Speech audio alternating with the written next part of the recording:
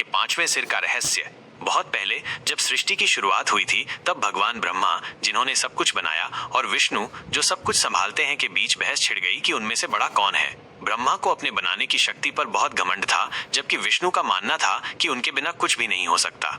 उनकी बहस को रोकने और अपनी सबसे बड़ी शक्ति दिखाने के लिए अचानक एक बहुत बड़ा और चमकीला ज्योतिर्लिंग, जो भगवान शिव का एक प्रकाशमय रूप था, दिखाई दिया। ये इतना चमकदार था कि उसे देखना मुश्किल था। शिव ने उस ज्योतिर्लिंग से कहा कि तुम दोनों में से जो कोई भी इस रोशनी का शुरू या अंत खोज लेगा, वही सबसे महान होगा।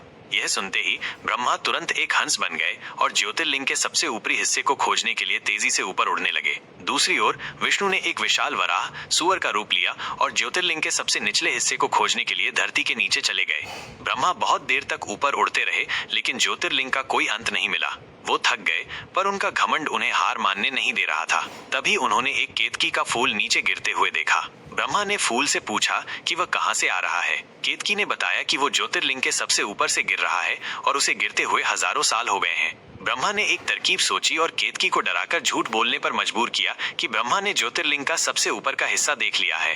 थोड़ी देर बाद विष्णु वापस लौटे और ईमानदारी से बताया कि वे ज्योतिर्लिंग का निचला हिस्सा नहीं खोज पाए और स्वीकार किया कि शिव ही सबसे महान है। इसके तुरंत बाद ब्रह्मा भी वापस आए। उनके चेहरे पर जीत की खुशी थी, लेकिन आंखों में चालाकी साफ दिख रही थी। उन्होंने घमंड से कहा कि उन्होंने ज्योतिर्लिंग का ऊपरी हिस्सा देख लिया है और केतकी का फूल इसका गवाह है।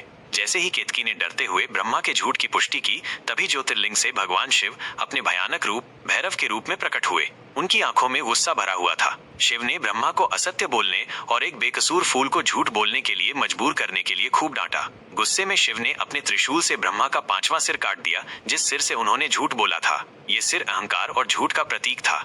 शिव ने केतकी को भी श्राप दिया कि उसने झूठ में साथ दिया, इसलिए उसे कभी भी शिव की पूजा में इस्तेमाल नहीं किया जाएगा। शांत होने के बाद शिव ने ब्रह्मा से कहा कि उन्हें कुछ समय तक अपने कटे हुए सिर को भीख मांगने वाले बर्तन के रूप में धारण करके भटकना पड़ेगा, ताकि उनके अहंकार और गलत काम का प्रायश्चित हो सके।